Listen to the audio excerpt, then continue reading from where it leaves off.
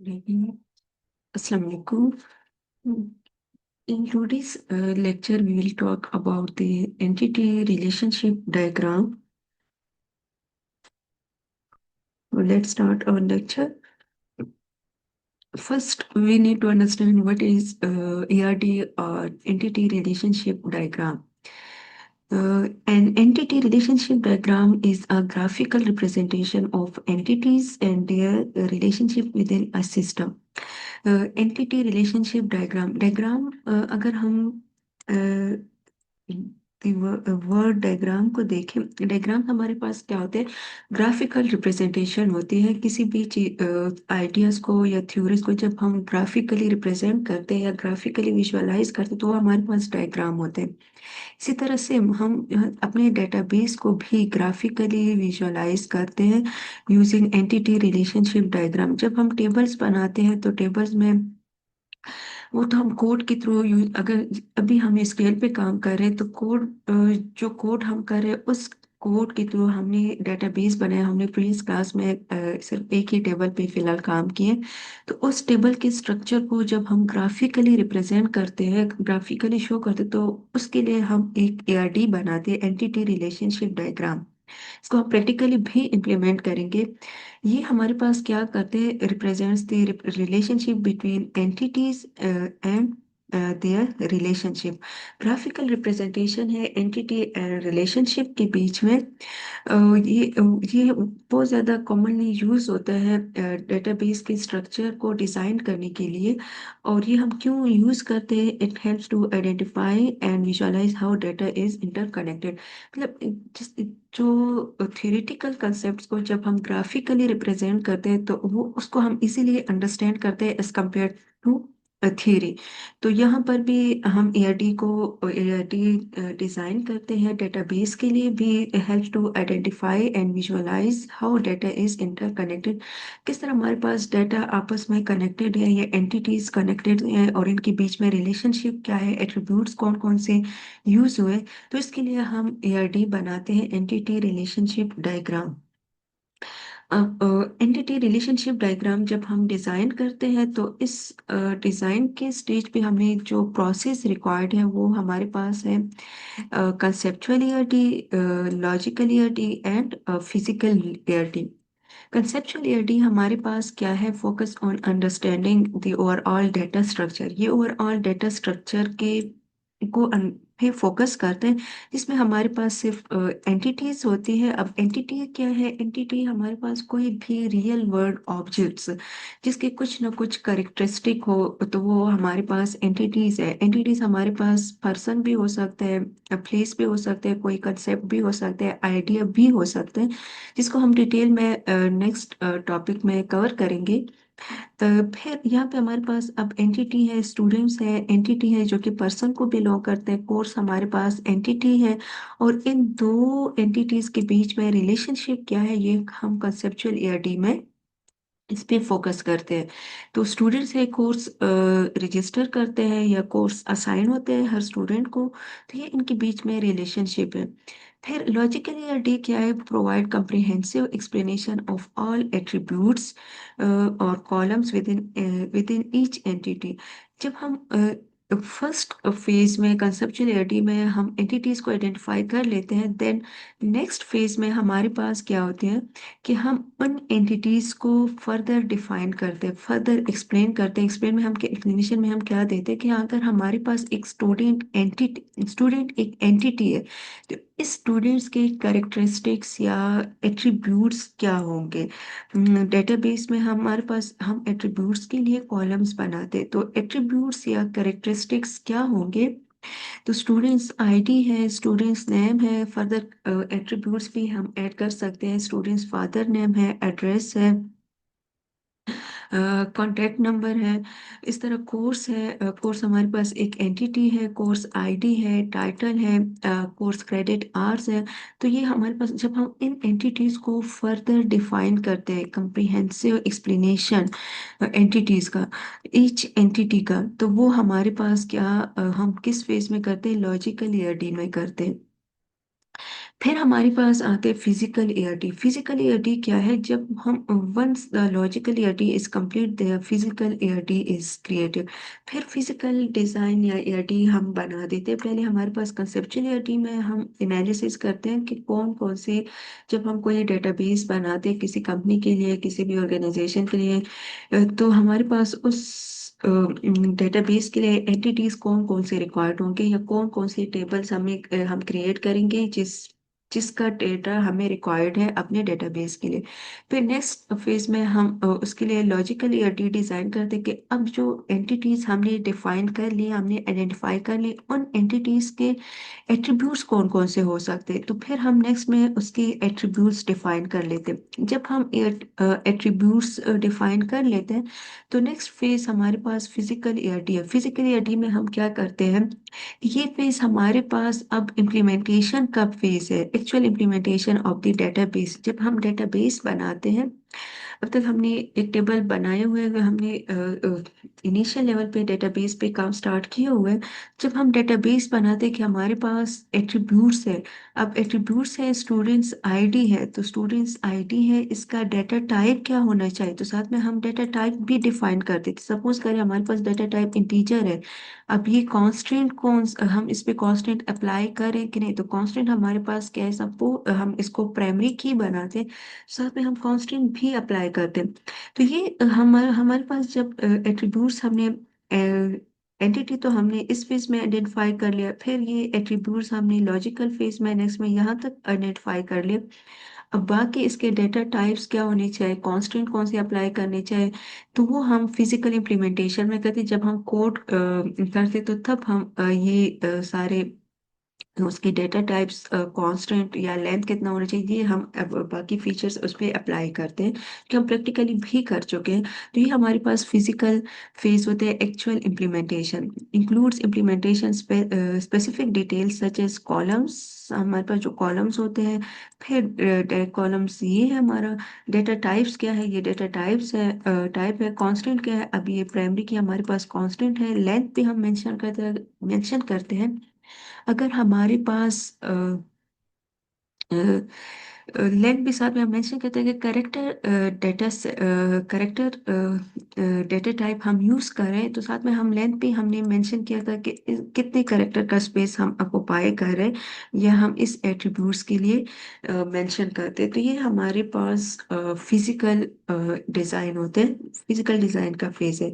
First हमारे पास conceptual, than logical, फिर उसके बाद physical design. Components in conceptual and logical ARD. हमारे पास कंसेप्चुअल और लॉजिकल एआरडी में कौन कौन से कंपोनेंट्स इन्वॉल्व है। एंटिटीज है कंसेप्चुअल में, एंटिटीज में हमारे पास स्टूडेंट्स है, कोर्स है, फैकल्टी मेंबर भी अगर हम किसी इंस्टीट्यूट के लिए बना रहे, डिपार्टमेंट है, तो इसको हम फर्दर भी डिफाइन कर सकते हैं, हम एंटिटीज आइडेंटिफाई कर सकते हैं।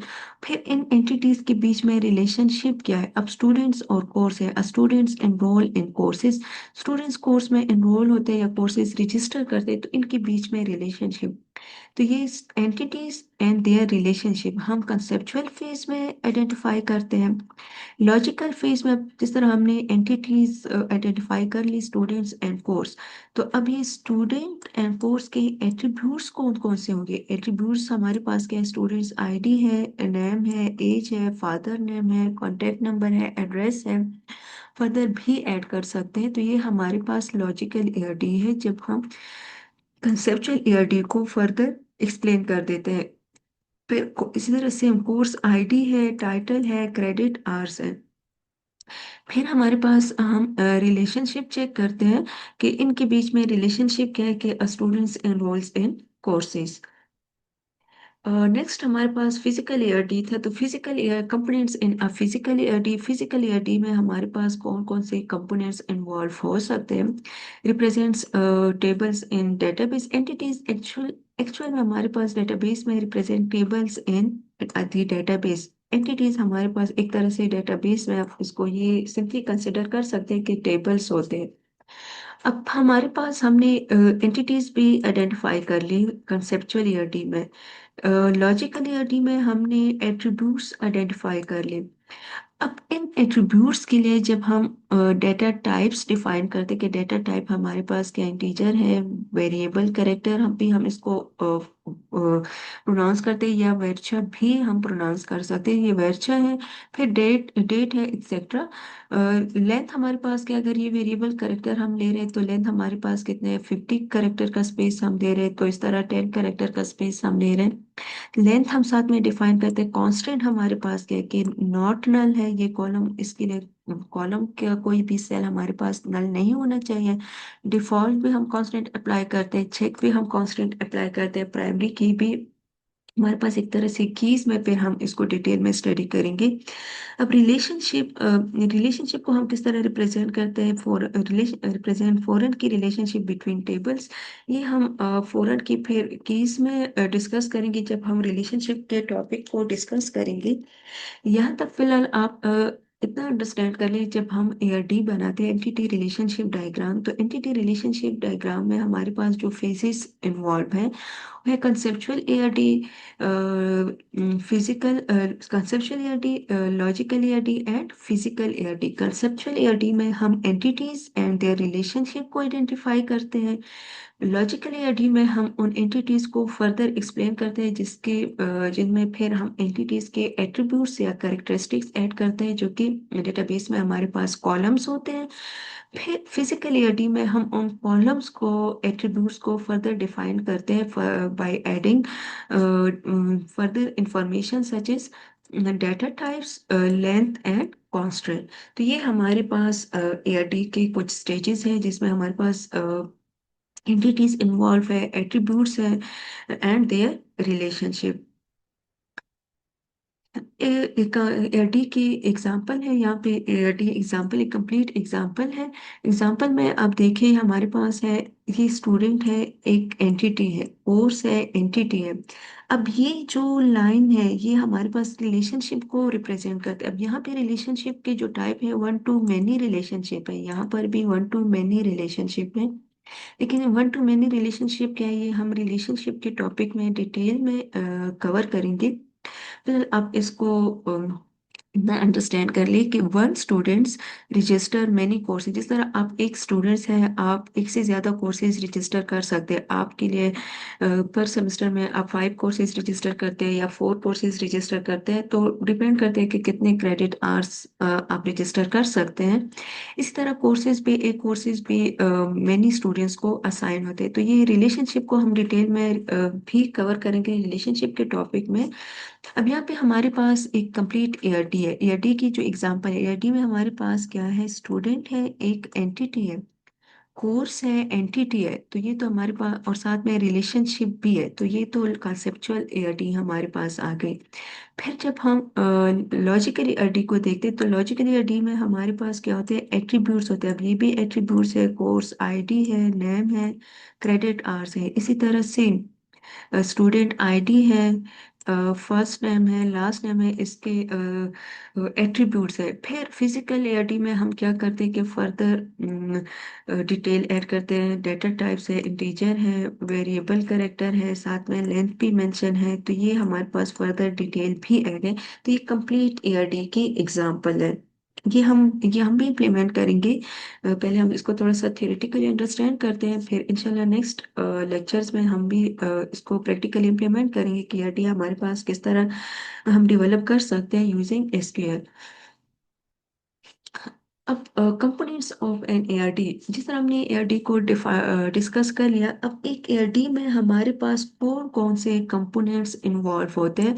एंटिटी है, एट्रीब्यूट्स है एंड रिलेशनशिप है। तो कंपोनेंट्स हमारे पास क्या है, entity, attributes and relationship. Entity को भी फर्दर डिवाइड किया गया है, जिसमें हमारे पास स्ट्रॉन्ग एंटिटी है, वीक एंटिटी है, टेंजिबल है एंड कंसेप्चुअल एंटिटी है। इस तरह एट्रीब्यूट्स के भी फर्दर टाइप्स हैं, simple attributes, prime attributes, composite attributes, derive attributes and single value and multi value attributes.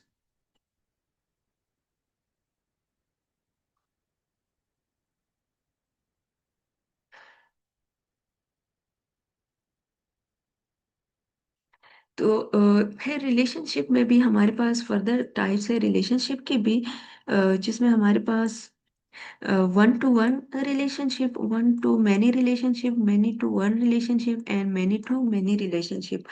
तो इन कंपोनेंट्स को हम डिटेल में स्टडी करेंगे। तो फर्स्ट कंपोनेंट जो हमारे पास है वो है एंटिटी।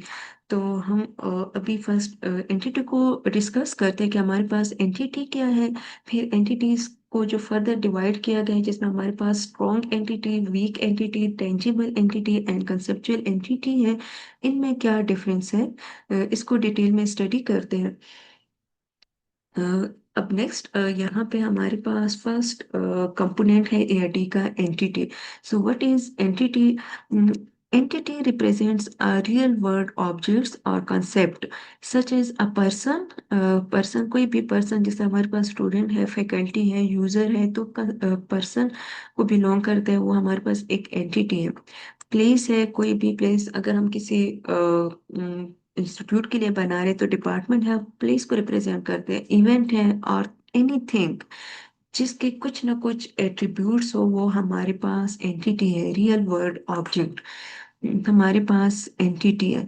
अब एंटिटी को जब हम एआरडी में रिप्रेजेंट करते हैं तो उसको हम रेक्टेंगल शेप से रिप्रेजेंट करते हैं। ये हमारे पास एंटिटी का शेप है जिसको हम रेक्टेंगल शेप से रिप्रेजेंट करते हैं।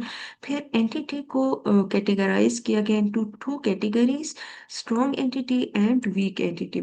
स्ट्रॉन्ग एंटिटी को हम रेक्टेंगल शेप से रिप्रेजेंट करते हैं, वीक एंटिटी को हम डबल रेक्टेंगल लाइन से रिप्रेजेंट करते हैं। अभी हमारे पास वीक एंटिटी है जिसमें first line and second line. Strong entity हमारे पास सिंगल लाइन से रिप्रेजेंट करते हैं, उसको सिंगल रेक्टेंगल लाइन से रिप्रेजेंट करते हैं। Strong entity exists independently. Weak entity depends on another entity indicated with a double rectangle. Strong entity independently exist करती है, independent होती है। Weak entity depend करते हैं strong entity पे या another entity पे depend करते हैं। इनमें dependent entity होते हैं जो कि strong entity पे dependent होती है। अब यहाँ पे हमारे पास है एंटिटी सेट। एंटिटी सेट क्या है?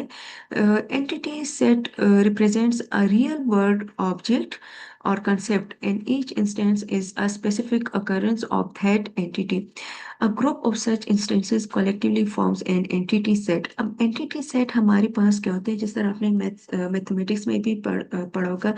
Set is a collection of similar characteristic. जिस तरह हम जब सेट बनाते हैं, अब ये हमारे पास हमने एक टेबल बनाया। अगर एक टेबल है, स्टूडेंट का टेबल है, स्टूडेंट का हमारे पास टेबल है, इस टेबल में हमारे पास, अच्छा, अब टेबल में हमारे पास इंस्टेंस होते हैं। इंस्टेंस क्या होते हैं? एक स्टूडेंट्स है, ये एक स्टूडेंट्स का कंप्लीट रिकॉर्ड है, तो ये मेरे पास वन इंस्टेंस है। फिर एक और स्टूडेंट्स का रिकॉर्ड है, तो एक सेकंड इंस्टेंस है। जब हमारे पास ये कंप्लीटली ये सारे स्टूडेंट्स हम कंबाइन करके एक ग्रुप बना लेते हैं, तो हमारे पास ये क्या बन जाते हैं? एंटिटी सेट बन जाते हैं। ये एक इंस्टेंस है, ये इंस्टेंस टू है। These instances together make up the students entity set। तो ये स्टूडेंट्स का एंटिटी सेट बना देते हैं।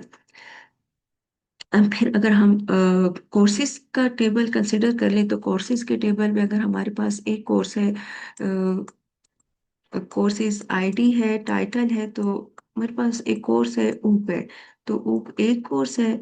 फिर सी प्लस प्लस है, सेकंड कोर्स है। अब ये एक इंस्टेंस है, ये सेकंड इंस्टेंस है।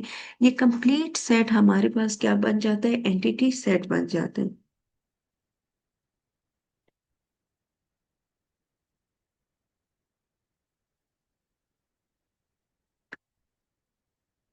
Strong entity type. अब हमारे पास जिस तरह हमने एंटिटी को डिस्कस किया, एंटिटी में हमारे पास strong entity and weak entity है। तो अब ये स्ट्रॉन्ग एंटिटी क्या है, वीक एंटिटी क्या है, इसको हम डिटेल में यहाँ पे डिस्कस करते हैं। Strong entity are those entity types which has a key attributes. Her strong entity में एक की एट्रीब्यूट्स होते हैं। की एट्रीब्यूट्स क्या है? जिसकी प्राइमरी की है। जिस तरह यहाँ पे हमारे पास, अच्छा, रोल नंबर है, जिस यहाँ पे जहाँ ये जो लाइन लगी हुई है, ये की एट्रीब्यूट्स को रिप्रेजेंट करते हैं, एक तरह से प्राइमरी की होते हैं। द प्राइमरी की helps in identifying each entity uniquely, primary की हम क्यों डिफाइन करते हैं कि हर एंटिटी को यूनिकली आइडेंटिफाई करने के लिए। और इसको कैसे रिप्रेजेंट करते हैं, रिप्रेजेंटेड बाय रेक्टेंगल। तो ये हमारे पास स्टूडेंट्स है, एक एंटिटी है जिसको रेक्टेंगल शेप से रिप्रेजेंट करते हैं। Each students can be uniquely identified by their roll number. तो रोल नंबर या रोल आईडी के थ्रू इसको हम यूनिकली आइडेंटिफाई कर सकते हैं, क्योंकि स्टूडेंट्स के नाम सेम हो सकते हैं लेकिन उनके रोल नंबर यूनिक होते हैं। अब ये हमारे पास एंटिटी है जिसको हम रेक्टेंगल शेप से रिप्रेजेंट करते हैं, और ये जो हमारे पास ओवल शेप है ये हमारे पास एट्रीब्यूट्स होते हैं, जिसको हम एट्रीब्यूट्स के टॉपिक में डिटेल में कवर करेंगे। लेकिन फिलहाल आप इतना अंडरस्टैंड कर ले कि ये हमारे पास एट्रीब्यूट्स है जो इस शेप में रिप्रेजेंट यहाँ पे विजुअलाइज किए गए हैं। Students is a strong entity type and it is represented by a single rectangle in the ARD। अब इसको सिंगल रेक्टेंगल से रिप्रेजेंट किया गया है, तो ये हमारे पास एक स्ट्रॉन्ग एंटिटी है क्योंकि इसके पास अपनी ही प्राइमरी की है। फिर इसके अगेंस्ट हमारे पास आती है वीक एंटिटी। अब वीक एंटिटी क्या है, weak entity depends on a strong entity. Weak entity हमारे पास क्या होती है, ये डिपेंडेंट होती है स्ट्रॉन्ग एंटिटी पे for its identification. It can not exist independently, ये डिपेंडेंटली एग्जिस्ट नहीं करते। It doesn't have, weak entity की प्राइमरी की नहीं है, इसकी अपनी प्राइमरी की नहीं होती, और ये फॉरेन की को यूज करते हैं। फॉरेन की हमारे पास क्या होती है, इसको हम कीज के टॉपिक में डिटेल में कवर करेंगे। लेकिन फिलहाल आप इतना अंडरस्टैंड कर ले कि जब हम दो टेबल्स के बीच में रिलेशनशिप बनाते हैं तो उन टेबल्स को हम कैसे आपस में कनेक्ट करते हैं, उसके लिए हम फॉरेन की यूज करते हैं। It depends on a strong entity for unique identification के लिए, ये स्ट्रॉन्ग एंटिटी पे डिपेंड करते हैं यूनिक आइडेंटिफिकेशन के लिए। For example a child exist only if a parent exist. Child तब एग्जिस्ट करेगा जब पेरेंट एग्जिस्ट करेगा। अ room exist only if a building exist. अगर हम हमारे पास बिल्डिंग होगा तो हम रूम बना देंगे बिल्डिंग के अंदर, अगर बिल्डिंग नहीं है तो रूम भी नहीं, अगर हम बिल्डिंग को खत्म करें तो रूम भी उसके साथ खत्म होंगे। तो इस तरह हमारे पास ये स्ट्रॉन्ग वीक एंटिटी डिपेंडेंट होती है स्ट्रॉन्ग एंटिटी पे। Represented by a double rectangle, इसको हम डबल रेक्टेंगल से रिप्रेजेंट करते हैं। जिस तरह हमारे पास स्ट्रॉन्ग एंटिटी है सिंगल लाइन से रिप्रेजेंट करते हैं, वीक एंटिटी को हम डबल लाइन से रिप्रेजेंट करते हैं।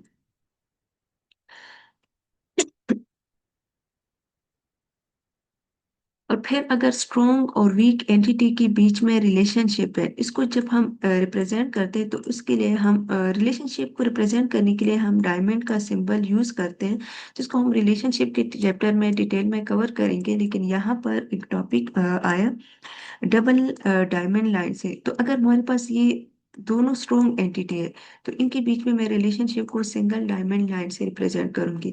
लेकिन अगर स्ट्रॉन्ग एंड वीक एंटिटी के बीच में रिलेशनशिप है तो हम इसको डबल डायमंड सिंबल से रिप्रेजेंट करते हैं, इस तरह।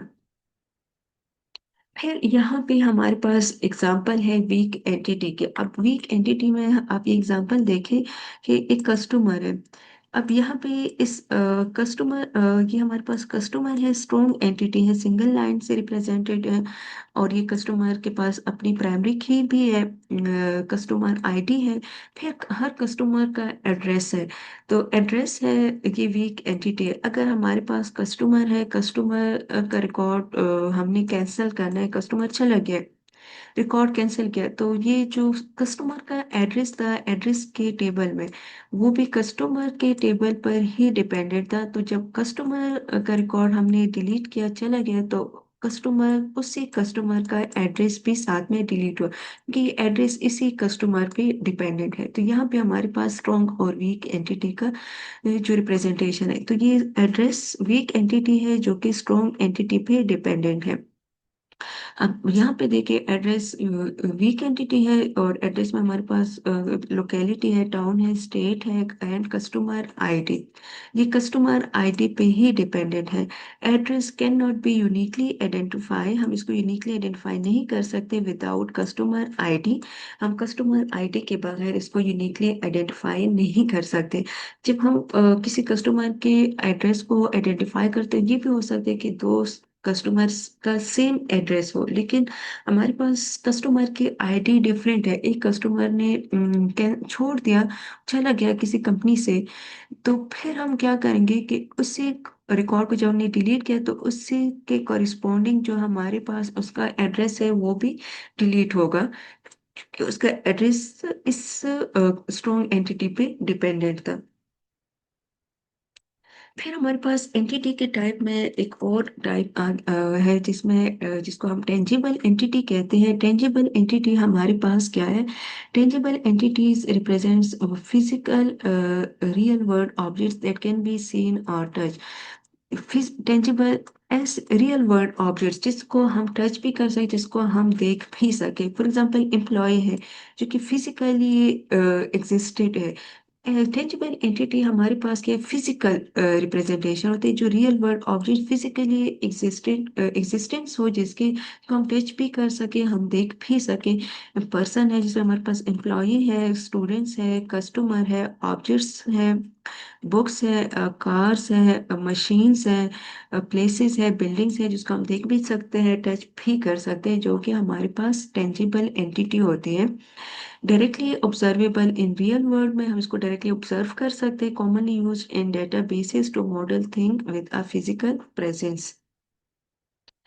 फिर हमारे पास आते हैं एक और type, conceptual entity. Conceptual entity हमारे पास क्या है? Conceptual entity entities represent abstract और इनटेंजिबल। कंसेप्चुअल एंटिटीज हमारे पास इनटेंजिबल होती है कंसेप्ट्स।